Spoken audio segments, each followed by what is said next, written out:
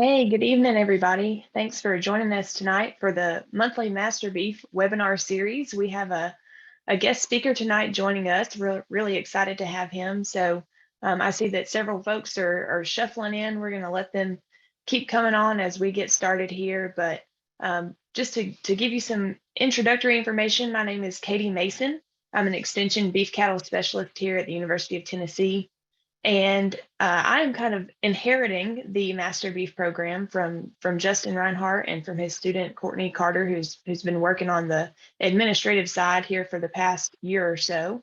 And so I wanted to go ahead and let you know who I am. If you haven't seen me already, many of you probably already have, but just let you know that I'm going to be helping with this, as well as my master student, Mallory Fancher. Mallory's on tonight, kind of in that training mode, learning more about how these webinars work on the monthly basis. And she's going to be kind of hosting and helping from now on as we have these. So just giving you those reminders. Again, thanks for joining us. We have Dr. Chris Teutsch with us tonight. He is the forage extension specialist at the University of Kentucky, and he's based out of Princeton, Kentucky. So he's got a research station.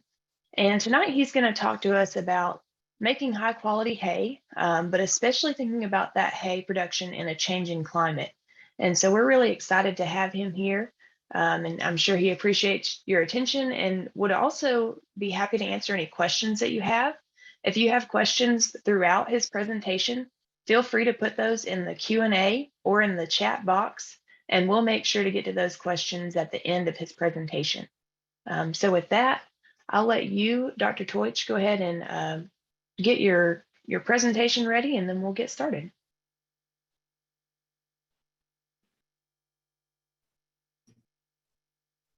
Thank you, Katie. I'm going to go ahead and share my screen now, and I'll be happy to hang on and answer any questions anybody has as we finish up here. If there's a pertinent question that comes in as we're going, don't feel free to interrupt me, okay? Let's see here. I'm going to go ahead and share my screen.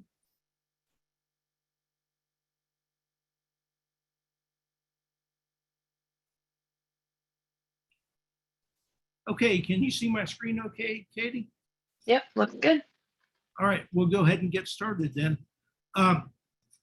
Katie asked me to talk a little bit about making high quality hay in terms of a changing climate. And the changes that we've seen over the last 20 years have been really fairly dramatic. And I'm going to share just a couple slides with you on those in a moment.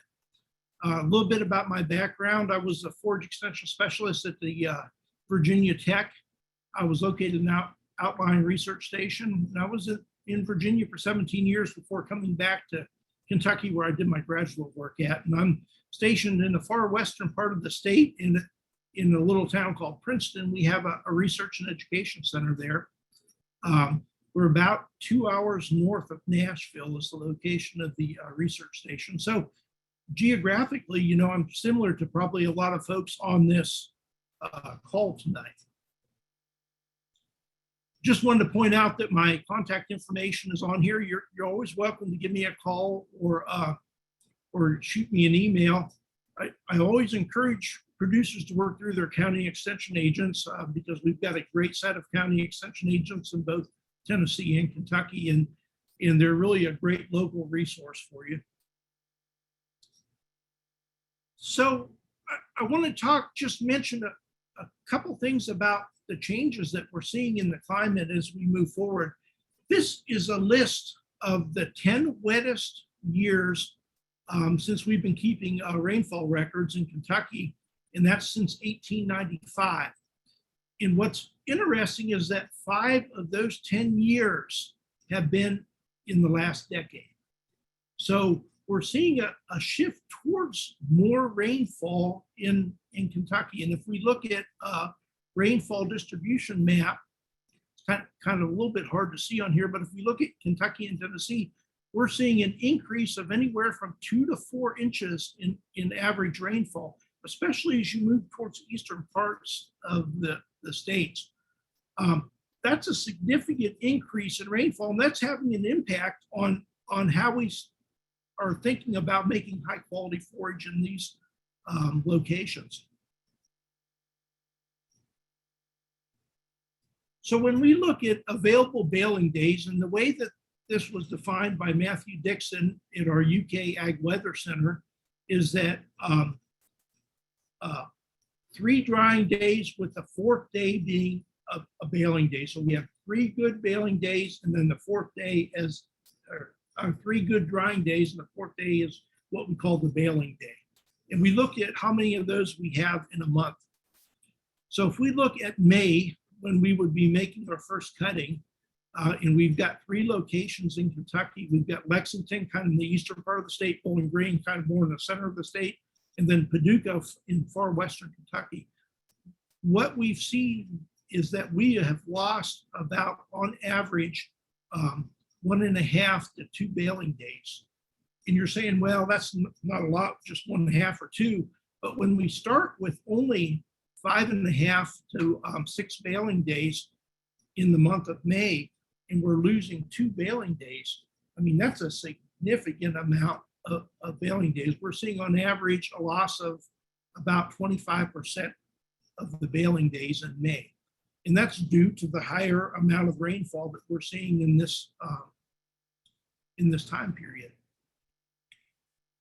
So that's going to pose significant challenges to making high quality hay as we move forward. And we'll talk a little bit about some strategies to manage that as we move forward. I always like to start out and just mention when we talk about making high quality forage, what really is forage quality? And there's lots of ways to define it. We'll get forage test results back, and they'll have things like in vitro true digestibility, and they'll have NDF digestibility and total digestible nutrients calculated a number of different ways, and crude protein. All these things are trying to get at what forage quality is. And to me, what forage quality really is the ability of that forage to produce the desired animal response. And that's a little bit of a moving target, right? So what's a high quality forage for a dairy animal is going to be different than what's a high quality forage for a beef animal or a small ruminant or a horse. So we kind of have to define what we're after when we think about what a high quality forage is, and kind of set some of these goals for our particular operation. When we look at factors impacting forage quality, and there's a number of factors, but the single most important factor impacting forage quality is stage of maturity at harvest.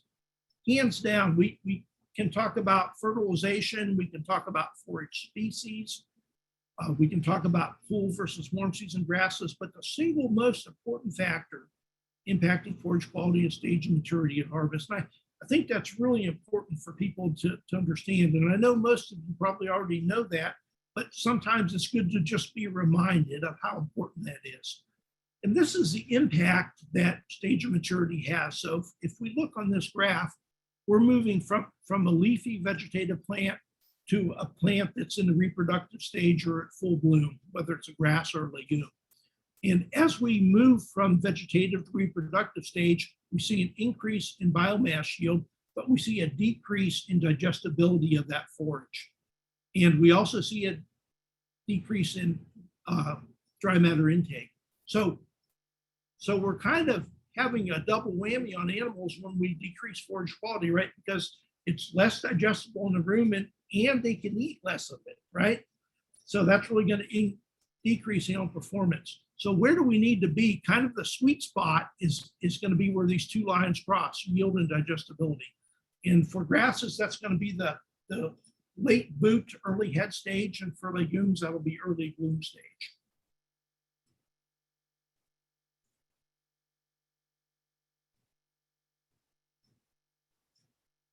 So this is just some data from an old study, but it makes a very important point. And this was done with tall fescue hay, and it looks at the maturity, and we harvested hay at the late boot, the early bloom or seed forming stage. And then we looked at a number of different things, but probably the one that's the most telling is the gain. If you looked at the gain on these stalker calves at the late boot stage, we were seeing 1.4 pounds for tall fescue hay. If we look when the seed was forming, which we don't recommend, but often happens because of poor weather conditions in the spring. If you've ever seen a bale sitting out that sprouted like a chia pet, that was at this mature seed stage. You know, we're seeing a decrease of a pound a day in average daily gain just by going from late boot to seed forming stage. So it's really important that we harvest, that we target late boot to early head for harvest, and that's going to improve forage quality. It's going to reduce the amount of supplementation we need to make that hay work within our system. So let's talk a little bit about hay preservation. So the basic objective when we talk about preserving a forage as a hay is to reduce the moisture, and we want to reduce it as rapidly as possible. When we cut a forage plant, that forage plant's still living. Even though we've cut it off and it's laying in the field, it's still respiring, it's still living. And until we get it down to about 40% moisture, respiration continues. And what happens during respiration is that we're using up sugars and carbohydrates that could be used as an energy source for our animals. So we want to reduce it as rapidly as possible. And when we reduce that forage plant to below 18% or lower, we're going to control microbial growth. Mold is going to grow in that moisture range of 25 to 35% range in the forage. And it's going to consume nutrients. So when that mold grows, it's just not growing, but it's consuming sugars and carbohydrates in that plant. And it's respiring those, and it's causing that forage to heat through that respiration. And that can produce toxins and encourage respiratory disease in the animals. One thing that we control when we reduce that forage moisture to 18% or lower when we're making hay is that we're controlling something called the Browning reaction or the Maillard reaction. And that's when that hay heats up due to that mold growth, and that heating causes sugars and proteins to kind of form a complex which makes the protein unavailable to the animal. And that's a really bad complex. So the animal can eat that hay, but that protein won't be readily available for that animal. The other thing that can happen is hay barn fires or spontaneous combustion.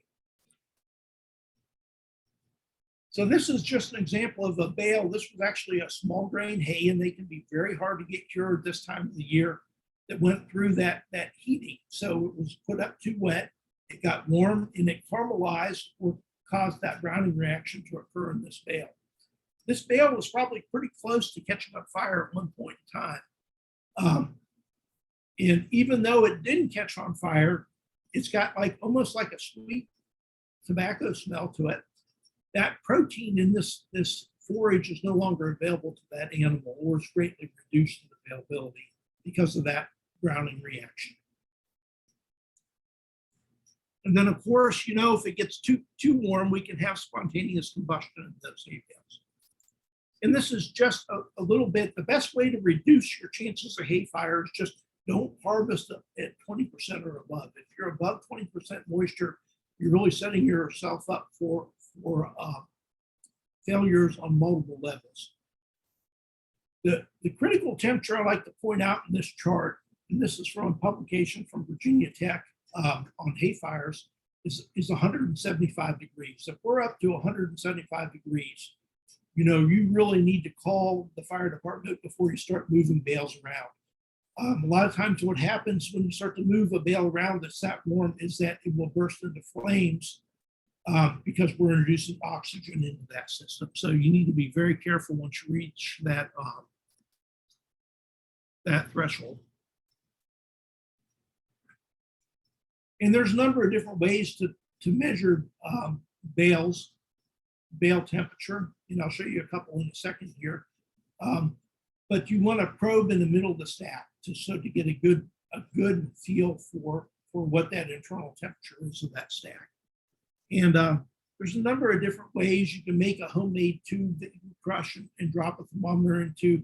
I like to get either some type of a probe, a thermometer, and this is the dial thermometer in the bottom right, or if you get a digital thermometer that serves as both hay moisture probe and a temperature, that's easy to insert in the bale and gives you a good reading.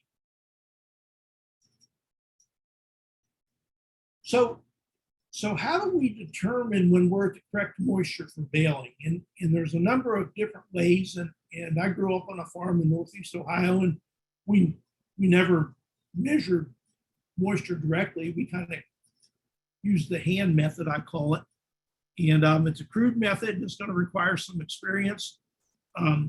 We can twist the hay and release. If it breaks off and it's brittle, it's too dry. If it slowly untwists, it's too wet. If it kind of springs open and it's fluffy, then you're just right.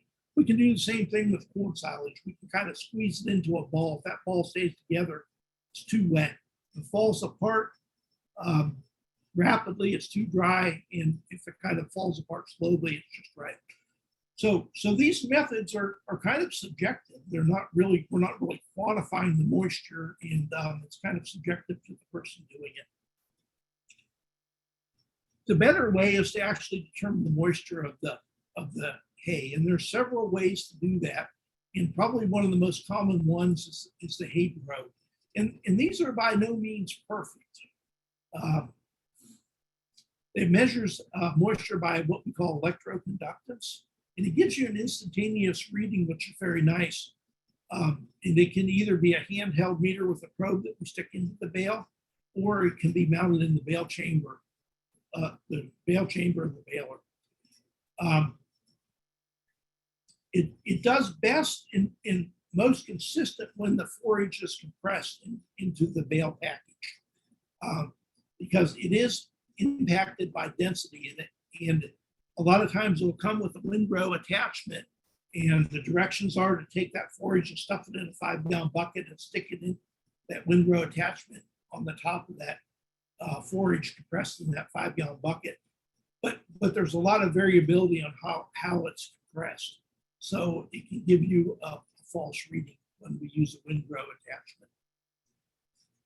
attachment. I like to probe 18 to 36 inches in a firm area of the bale. So if you have a baler that's making a soft core, then you wouldn't want to do that. I like to go in from the side of the bale on a round bale, or the ends on the square bale. You want to take several readings from a single bale, then kind of average those readings, and then probe multiple bales. Another way to determine it, that's more accurate than a moisture meter is using a Koster tester. And a Koster tester is nothing more than a heating element with a fan in it. And we put the forage in this small container on top, set it on there, and then it blows air up through the Koster tester. This is a pretty effective way, and it's highly accurate for determining moisture. So what we do is we weigh the forage going in, and then we weigh it once it's dry. And from that, we can calculate the percent moisture. And this usually takes 25 to 30 minutes. So we bring the hay in. I usually cut it up with a pair of scissors, weigh that sample out, place it in that basket, set the basket on there, and then dry it. And we keep drying it, measuring the weight until the weight doesn't change. And then we use that formula at the bottom, the fresh weight minus the dry weight divided by the fresh weight times 100, gives you the percent moisture in that sample. Now, the Koster testers are outrageously priced, right? So you're going to get sticker shock when you go to look at a Koster tester or something similar to that.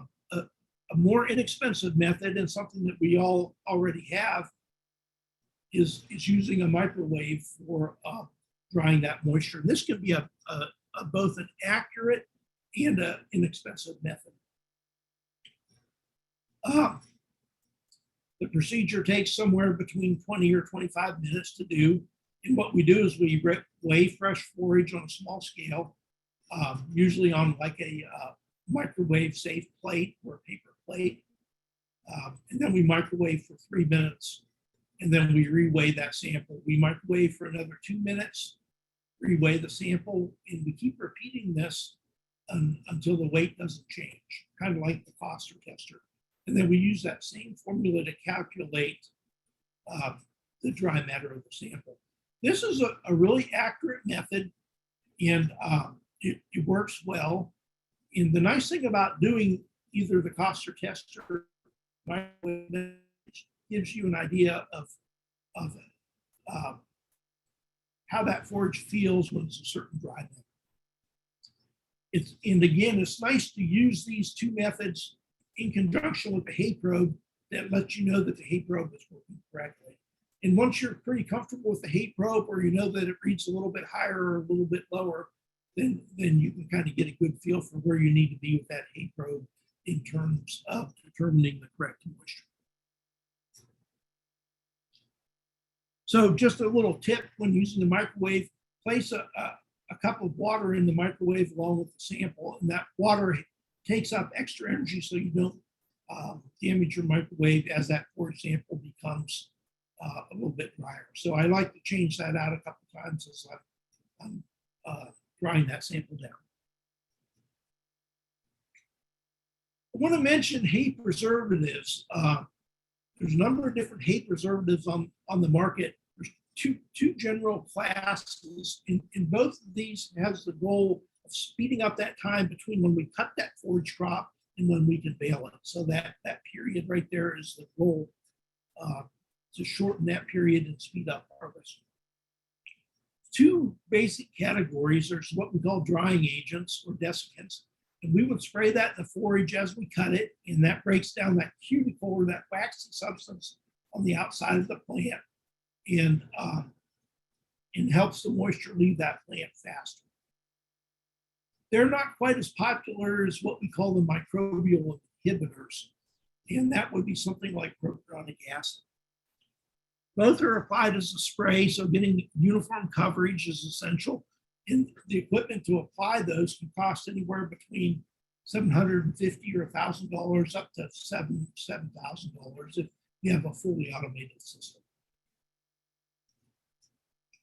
So I just want to mention microbial inhibitors, and the most popular one, and the one that we know works, is buffered propionic acid. There's some other inhibitors out there. Some of them work, some of them don't work as well, but we know buffered propionic acid works. A lot of the buffered propionic acid will come with a little bit of acetic acid, which helps the forage retain its green color.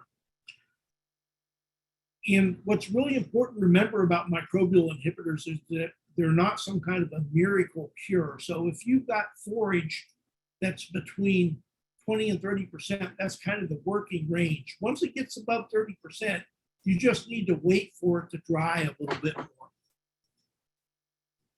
So these are some different application rates. And what I want you to notice that as the moisture goes up, the amount of propionic acid required to keep that bale from molding is going to be higher, right?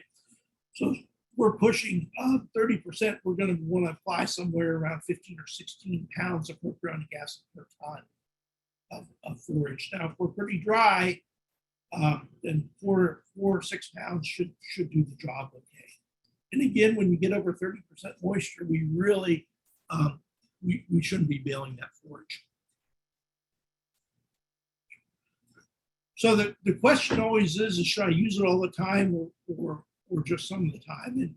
And really the place in my mind for microbial inhibitors is when the hay's almost dry enough to bale and rain is imminent, which happens many times. Otherwise, if you've got another drying day, just let it sit out a little bit longer to let it cure naturally. That's going to save you money in the long run. So I just want to kind of wrap up the dry hay discussion with some best management practices.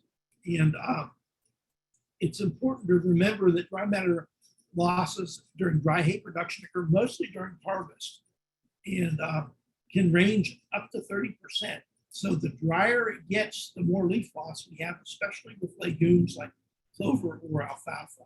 We really don't want to be touching that forage if that moisture is below 20%. And we don't want to be raking or tending that crop if the moisture is below 40%.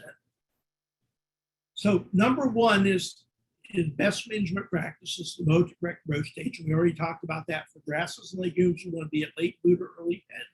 For legumes, early bloom. We want to mow early in the day to maximize drying time, and there's always some discussion on this. We know that in late afternoon, we're going to have the highest levels of sugars in soluble carbohydrates in that forage plant. But in our climate, when we're fighting that weather to get 3 drying days, we just need to maximize the amount of drying days that we're getting. So we need to mow as soon as the dew's off that forage early in the day to maximize those drying days. We want to make sure we use a mower conditioner, especially important for summer annuals and legumes that have thicker stems. We want that mower conditioner to be set correctly to crack those stems. If we're making alfalfa, we want to avoid impeller type mower conditioners because they're pretty hard on the leaves, and go with rollers, either steel or rubber, for legumes. One thing that people consistently do when I drive around the countryside that I don't understand is that they will mow and they will make that mower swath as narrow as they possibly can by setting the wings on the back of the mower conditioner in. We don't want to do that. We really want to spread that out as wide as we possibly can do that. The wider the swath is, the more surface area that forage has to be exposed to solar radiation or sunlight, and that's going to speed up drying. When we put everything together, we're either going to have to come back with a tedder, which is an additional expense to spread that out, or it's going to take longer to cure. We want to rake in that 40 to 50% range. That's going to reduce leaf loss, which is especially important for legumes. Intent in that range too. We're going to bale at 18 to 20% moisture, depending on the size of the bale package. The larger the bale package, the less chance there is for water to escape. So we want to be definitely down around 18% for a large square bale or large round bale. When we get into small square bales, we can push that up to maybe around 20%.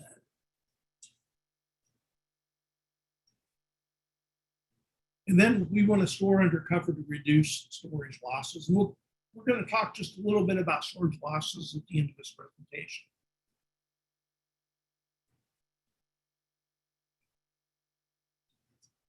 Now, at the beginning of the presentation, we talked about changes that we're seeing in the climate. And our summers are tending to become a little bit warmer and then considerably higher in moisture levels. And that's posing a real challenge to making dry hay. And one alternative to that is to make bale silage. And there's a number of different ensiling or wrapping packages that we can use. A tube wrapper is one of those, individual wrappers, or this particular machine in this photograph actually bales and wraps all at once. It's a very efficient system, but a very expensive system, and probably not applicable on many smaller to mid-sized beef operations. So just a little bit about the biology of the silage preservation. So when we're making silage, we're not really counting on desiccation or drying that forage out to preserve it, but we're counting on the formation of lactic acid to preserve that forage. So our basic objective is to rapidly reduce pH. And what happens is that lactic acid bacteria ferment sugars and carbohydrates to lactic acid, and that's going to reduce that pH. So what happens here, we have several phases. We have the aerobic phase. So no matter how good of a job we do making that bale, we're going to have a little bit of oxygen left. And that oxygen is going to get used up through respiration initially. And then we have the lag phase, and that's when the bacteria are starting to grow in this phase. And we'll see a very rapid increase in the number of lactic acid bacteria. That's the dotted line of this graph. And then as we go through the fermentation phase, we're decreasing the pH of that silage. And as we decrease the pH of that silage, we'll come to a point where those bacteria can no longer survive in that acidic environment. So that's when we reach the stable phase. And then that forage will remain in the stable phase until we introduce oxygen back into that system. So for haylage, we're going to be somewhere in that range of 4.5 to 5 usually when we're making that haylage if we do a good job. Now, as we get into forages with a higher starch content, like corn silage, we'd want to be in that 3.8 to 4 range for the final product. All right.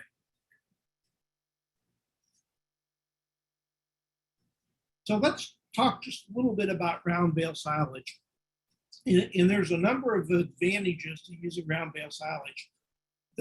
Generally speaking, the capital investment is going to be lower than a more traditional silage system because we can use equipment that we already have for the most part, with the exception of the wrapper. It's going to produce a higher quality feed. One of the reasons that we're producing a higher quality feed is that there's nothing magic about round bale silage, but what it allows us to do is allows us to harvest that forage in a timely manner. So instead of having to wait for that 4-day period to get that forage harvested, I can cut it one day. If I have good wilting conditions, the next day I can roll it up and wrap it, and I'm done. So I'll be able to be a much more timely and harvest at the proper stage of maturity. Harvest losses tend to be lower because it has a higher moisture content when we're handling that forage. Eliminate storage losses compared to storing hay outside because they're wrapped and they can be stored outside. Wrapped bales can be transported if they're wrapped individually. Now, if they're wrapped in a long tube, that makes transport more difficult because once we open that tube, we're starting to introduce oxygen back into that system. Smaller amounts of forage can be ensiled, so we don't have to have a large amount to ensile at one time. We can make, say, 50 round bales and wrap them and kind of be done for that period. And that's really advantageous for smaller producers. And then we don't need any special machinery for feeding those bales out. Some of the disadvantages is that a round bale is not an ideal ensiling package. So it's got a lot of surface area to volume ratio. So that means there's a lot of places where oxygen can get in. If we introduce oxygen, say through a hole in the plastic, it can ruin that bale. So the plastic cost, is going to be between $4 and $6 per bale. Longer chops can be harder to ensile. Some balers can't handle high moisture hay. Bales can be heavy, so we generally try to make them a little bit smaller. And then we've really got to be on top of repairing holes in the plastic. So if we get damage from birds or varmints or moving the bales or touching the bales, we need to make sure we patch those with a UV resistant tape. That doesn't mean duct tape. That means one designed for greenhouse plastic or bale silage film. It has a UV stabilizer in it. And then one of the biggest disadvantages in my mind is getting rid of that plastic. So we ideally it would be recycled. Sometimes it's hard to find people that will recycle that plastic because it tends to be a little bit dirtier. Burning it is not an acceptable way of disposing of plastic. If it didn't move fast enough on my home farm when I was growing up, my dad would have a fire lit and would be getting rid of it. So, but that's really not the ideal way to get rid of plastic. We need to be recycling if we all possibly can. And just to drive home the point, the round bale is really not the optimal ensiling package because of that high surface area to volume ratio. And I'm not saying it can't work. It can work very well, but you have to keep that in mind. So let's just mention some best management practices for making round bale silage. So again, we start out with this stage of maturity at harvest, right? So we need to cut at the correct stage of maturity. And for grasses, that's late boot to early head. For legumes, we're talking early bloom to full bloom if we're talking about red clover, early bloom if we're talking about alfalfa. If we put poor quality silage into that round bale, there's nothing magical happening. If poor quality going in, it's going to be poor quality coming out. So again, a mower conditioner because we're going to enhance wilting, and then we want to have a wider swath. There's a little bit of debate about whether we should be using a mower conditioner for ground bale silage because we're actually breaking the stem, and that can disrupt initial moisture loss from stomata of the leaf. Probably a little bit too much discussion for tonight. When we're baling, if we use a little bit of lower ground speed, we tend to make a little bit denser bale. And these new balers are more than capable of making a good dense bale. We want to make sure that we have a dense bale to exclude oxygen. We want to use plastic or untreated sisal twine. If we use a treated sisal twine, that treatment or that oily substance in that twine can actually interact with the UV inhibitors in the bale silage and cause that silage film to break down. So an ordinate wrap is certainly acceptable also. We want to make a little bit smaller bales to keep the weight manageable. And then we want to wrap bales at the storage site. So if we're transporting bales, ideally we'll wrap them and drop them at the storage site and then not touch them again. Every time we touch a bale, we have the chance of putting a hole in that silage film. So wrapping it at the storage site is the ideal situation. So never make more bales in a day than you can wrap. So, and you'll get a feel for that after you start to make them, but you want to wrap the bales the same day as you make them. Not 24 hours later, but ideally within a few hours of actually making them. And that's going to give us the best fermentation by rapidly excluding that oxygen. We want to make sure that we use a high quality silage film that's designed for bale silage. Don't use just a plastic wrap because a lot of times they're not UV stabilized and they'll tend to fall apart. And we want to apply a minimum of 6 layers of wrap. And research shows that four layers are adequate, but that's under optimal conditions. You know, really you should be a minimum of 6 layers of silage wrap. And that's a 50% overlap with three revolutions. And you'll have more wraps on the end of the bale than you will on the sides. So making sure that you're getting plenty of plastic is one of the key elements to making a good quality bale silage. So don't skimp on the silage film and don't skimp on the number of layers. We want to patch holes immediately. So if we see a hole from moving a bale or we have a hole from varmint damage, then we want to make sure that we patch it immediately. And we need to monitor those bales as we drive by. And if there's any damage, we need to map to patch immediately with UV resistant tape. And since it's not an ideal silage package, if we make bale silage this year, we want to feed it up by this time next year. We just can't keep it. You know, if we're in an upright silo or a good bunker silo that's sealed well, we can keep silage for a long time. Bale silage is not quite the same because we have that high surface area to volume ratio. So we need to feed it up by that next season, ideally. I kind of want to finish up the bale silage discussion by talking about a trend that we're seeing more and more of, and that's what we call, or what producers call, sweet hay. And kind of the way they define that is hay that's too dry to really ensile, but not dry enough to make as dry hay. And in the past, we've always said there's this no man's land between 20 and 40%, where neither hay, dry hay, nor silage work real well. And I think that's still true, but what we're finding is that if we can do a good job making that hay and do a good job wrapping it, that we preserve that hay primarily through oxygen exclusion. And that hay kind of goes through what we call a partial fermentation. So producers are wrapping almost dry hay and referring to it as sweet hay. And they're kind of using this as a rain management tool. This is a kind of an interesting approach to managing that higher rainfall that we're encountering.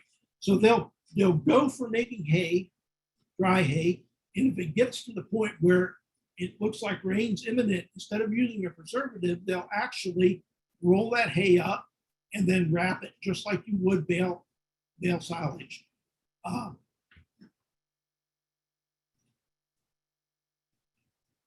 so we did some work looking at evaluating the moisture content in the silage on the pH and nutrient value of the hay. So we took tall fescue, just like the producer would, and we cut it and we sampled it immediately, and that was around 80% moisture.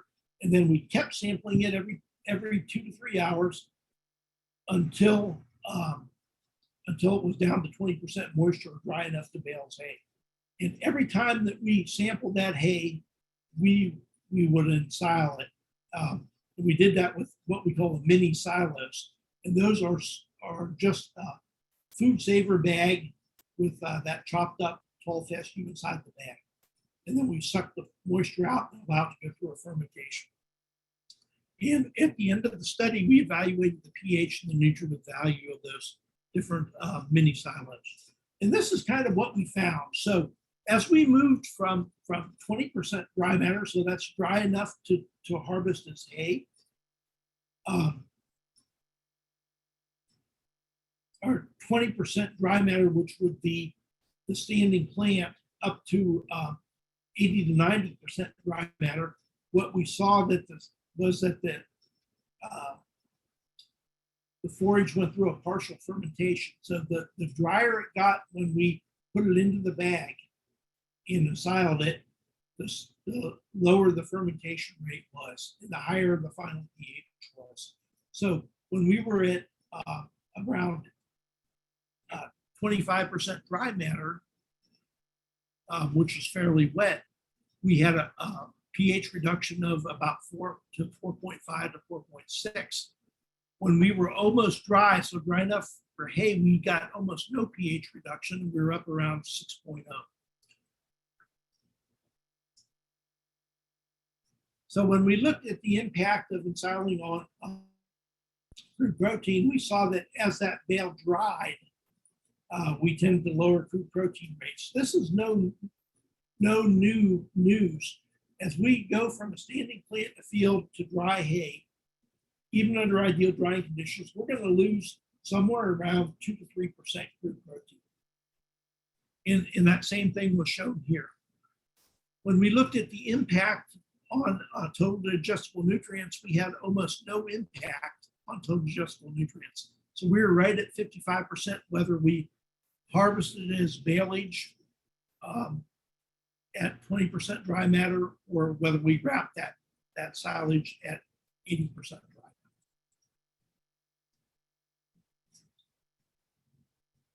I want to change gears just a little bit and talk about storage, because I think that's one of the neglected areas that we don't talk enough about, is how we store that forage.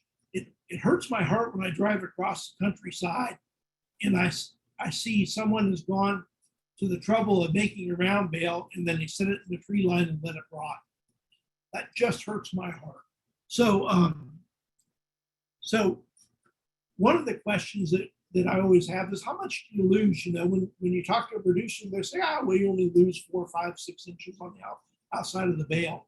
How much of the bale volume is that 4 or 5 inches? So in this particular case, it's about 25% of the bale volume. And this is just a table showing the amount of lost volume when we look at wastage of 2, 4, 6, or 8 inches on the outside of the bale for some different size bales, a 4x4, a 4x5, and a 5x6 bale. And you know, if we look at, so for example, a 4x5 bale, and we've got 6 inches of waste, that's more than a third of that volume of that bale is being wasted in that outside weathering layer. So this is some data from Mike Collins at the University of Kentucky. He did this a long time ago when I was a graduate student. And when he stored hay on a rock pad, so he's breaking ground contact with that bale, he had a 10% dry matter loss. Compared to when he stored it directly on the ground with no rock pad, he had a 30% dry matter loss.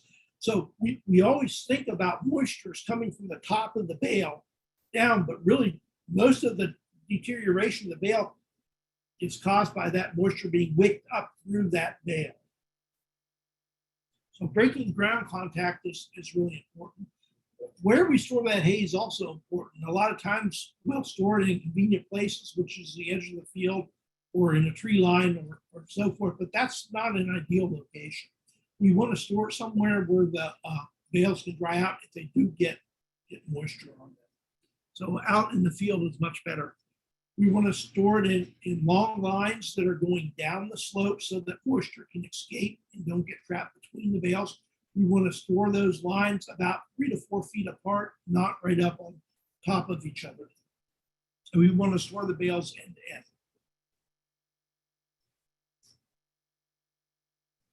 So this is a net wrap on the ground had a 23% dry matter loss compared to twine on the ground with a 30% dry matter loss. So net wrap helps a little bit, but it's certainly not like having a shield on the outside of those bales. So interestingly enough, there was an older baler called an M&W that actually used plastic to wrap those bales. And when we shielded those bales with plastic and put them end to end, they had about a 5% dry matter loss. And that was very similar to a conventional shed where the bales were stored inside. So this is really something that has been overlooked, I think, in terms of material for wrapping that bale. When we wrap it with that plastic, we're shielding that water off of the bale, but also breaking that ground contact and causing water not to be wicked up through that bale. You know, if you're going to stack hay, it's imperative that you use a tarp to cover that hay. Stacked hay outside really holds the water where the bales come together and causes a pretty high deterioration rate of those bales. And ideally, storing bales inside is the best option if you've got that option. I just want to finish up. I mentioned a couple of things about the economics of making hay, and they're going to be pretty tough this year because of high fertilizer prices on top of other things. But one of the big costs in making hay is machinery costs, and those are what we call a fixed cost. So if I have to buy a baler and a tedder and a tractor to run it and so forth, whether I make one bale or whether I make 500 bales, I've got to pay for that equipment. And so that cost is going to be a fixed cost. It doesn't change with use.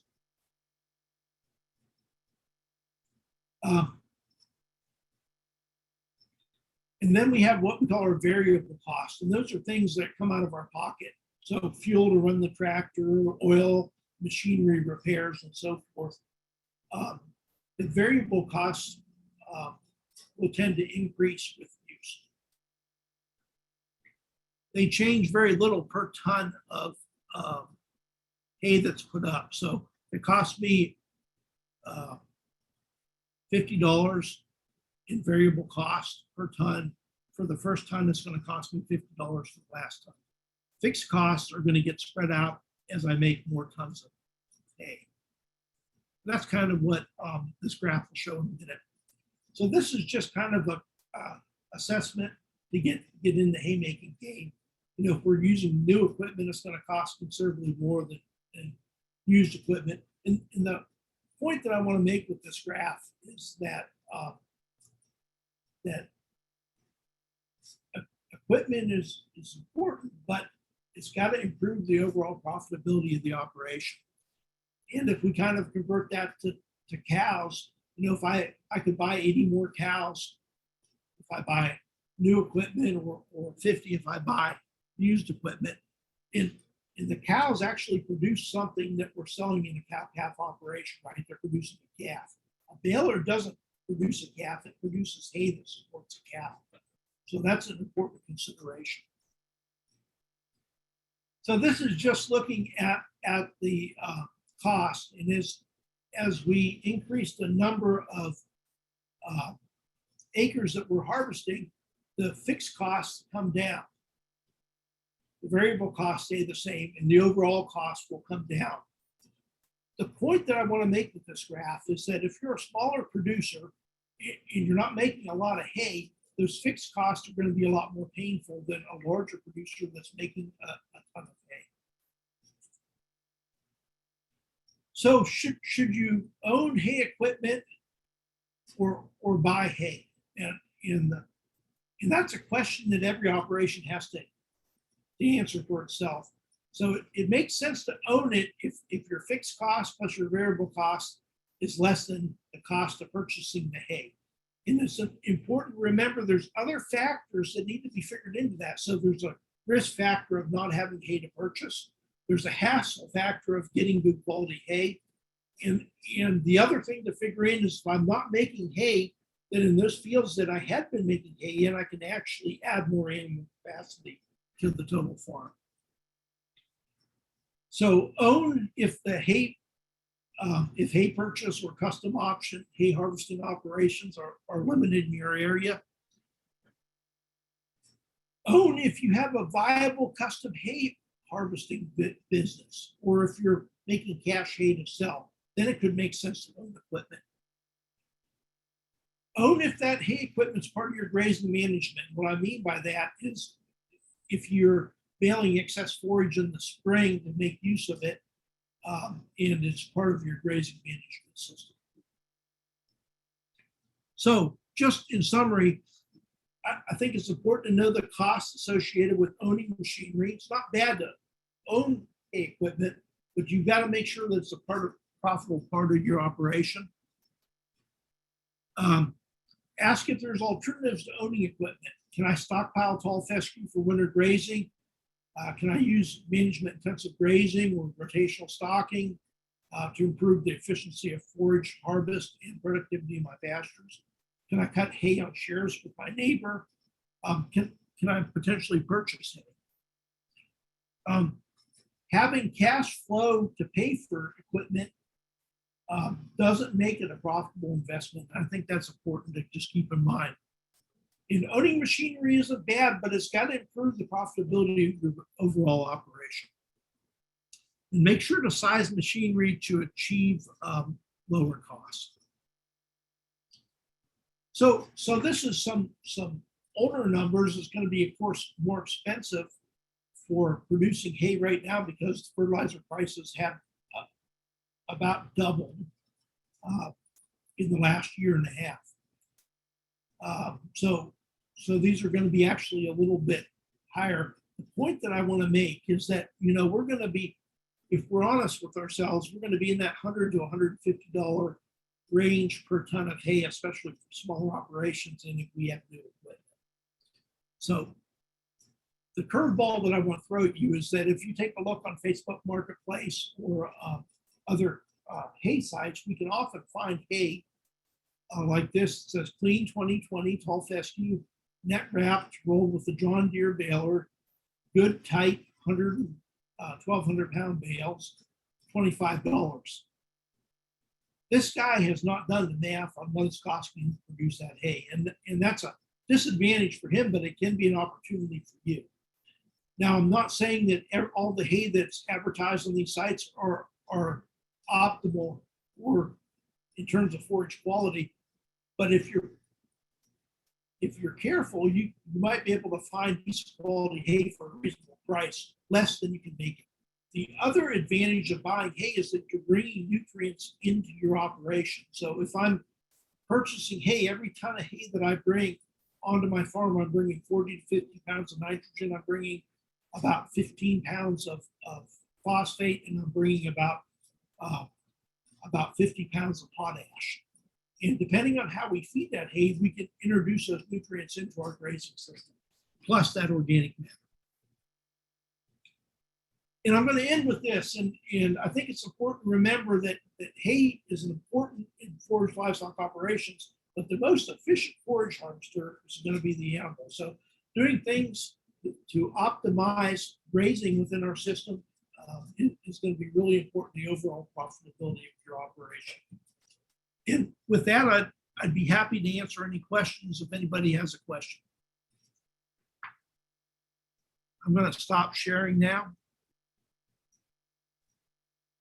Great. Thank you, Chris, for that presentation. I think that was really timely information as we move right here into hay season and really helpful information, just overall, I think. So I did have a question. You were talking about economics there at the end. Um, is there a number or maybe a break-even value that makes sense for someone to purchase baleage making equipment or wet hay equipment versus dry hay equipment? No, I'm not sure on the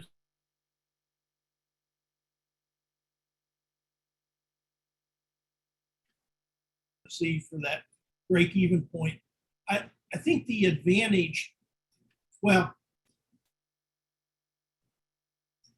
I'll say that I think we need to work to minimize the amount of hay that we need to feed or conserve forage in cow-calf systems if we're really focusing on optimizing profitability.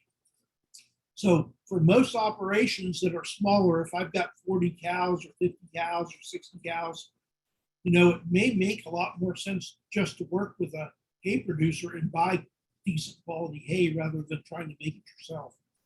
There's just a lot of aggravation associated with making high quality hay and getting it done in the time we get it.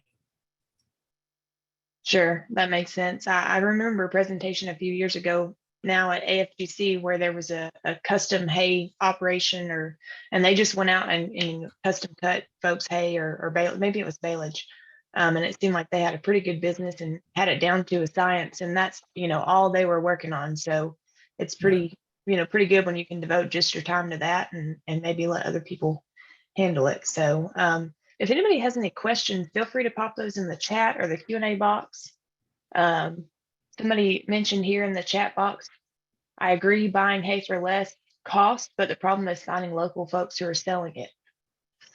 Yeah, so that's always a challenge. And if you can establish a relationship with someone that enjoys the equipment side of making hay, that can be a really good relationship. And it's also important to remember that you can buy some really bad hay too. So it's important to test hay before you buy it to make sure that it's going to fit into your program and it's not going to require too much supplementation. And Katie can certainly help you with determining that amount of supplementation that's going to be needed. So it's not perfect, but if you could form that relationship with somebody that understands how to make good quality hay, that can be a profitable investment for you. Mm-hmm. Yep, I agree with that. Any other questions out there? They're a quiet bunch tonight. maybe they just wrapped up their first cutting and they're not talkative. I hope so, but it's been so wet. I don't think I've seen hardly any hay cut here yet so far in Western Kentucky. Yep, same here. All right, I'll give y'all just another minute to put any questions in. Meanwhile, though, thank you so much, Dr. Teutsch, for being here with us tonight. We appreciate it. And it's always good to hear a different perspective from somebody in a state that still has some similarities to our own. So we appreciate you. And it looks like we don't have any questions. So I'm sure you all can reach out to Dr. Teutsch. We have one thing that popped up here in the chat. It said revisit sweet hay. Greg, what are you looking for there as far as more information on that?